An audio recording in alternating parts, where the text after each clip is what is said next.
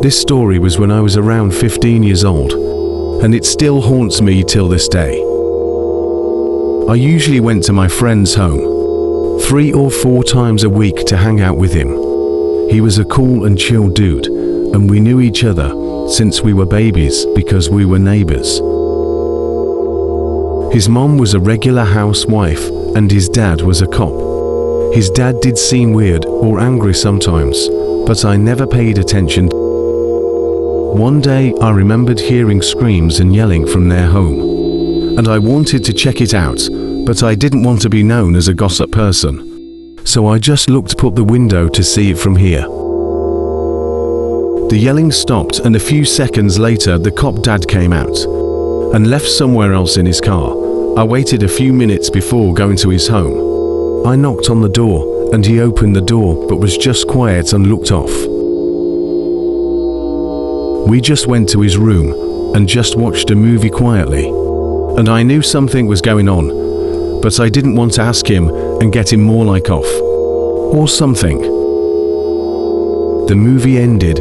Then I remembered him saying to me that it had been a pleasure knowing me and that I was his best friend.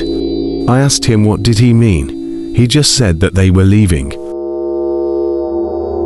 Later on that day I told my parents if they knew that they were leaving, and they said no, and just said that we can still visit them from time to time if they lived near, because my parents were somewhat close to them as well. It was time for bed, and I just laid down and was thinking about how it was going to be without my best friend. Then out of nowhere a loud noise sounded off. Then another and another. They were gunshots. I remembered running over there and my parents as well. And as we got outside, a group of neighbors as well were outside the home and calling the police. I remembered seeing my friend being taken in handcuffs, and the mom being taken elsewhere but not in handcuffs. Both of them were crying and looked horrible.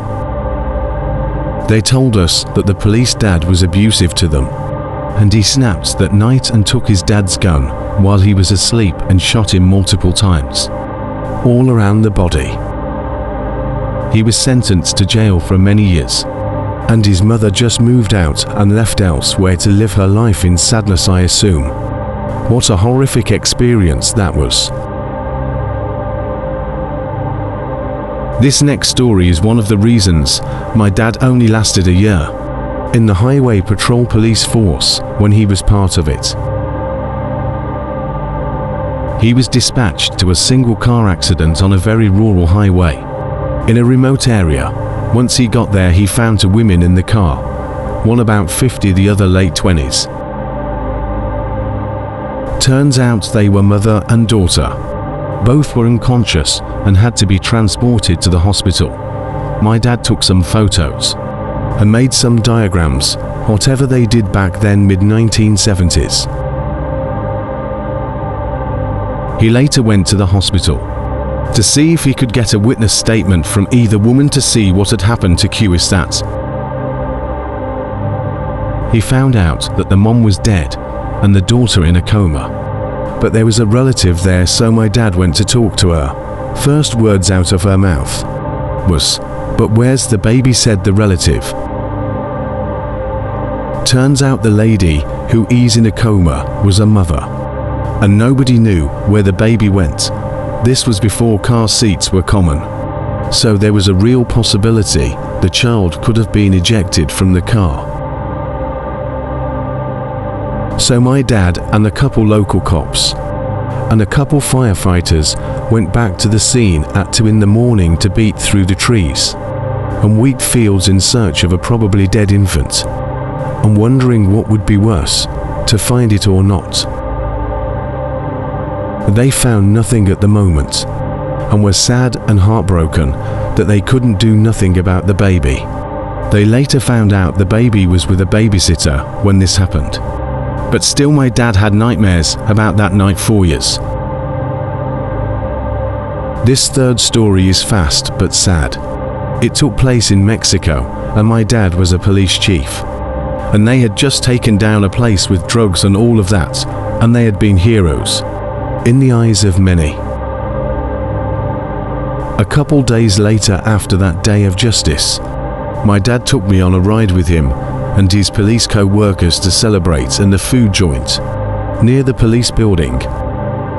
We were about to park at the place and the unimaginable and most horrific thing happened. People in masks got out of cars and started shooting their guns at us, and it was chaos. My dad told me to stay down and I did. A few minutes went by and gunshots were still being shot until it stopped. My dad's friend told me to come out, that it was safe now, and I did. He told me to not look anywhere else but at him. But it was hard not to look at what had just happened. I saw fast and I never forgot the amount of bodies that were dead, including my dad.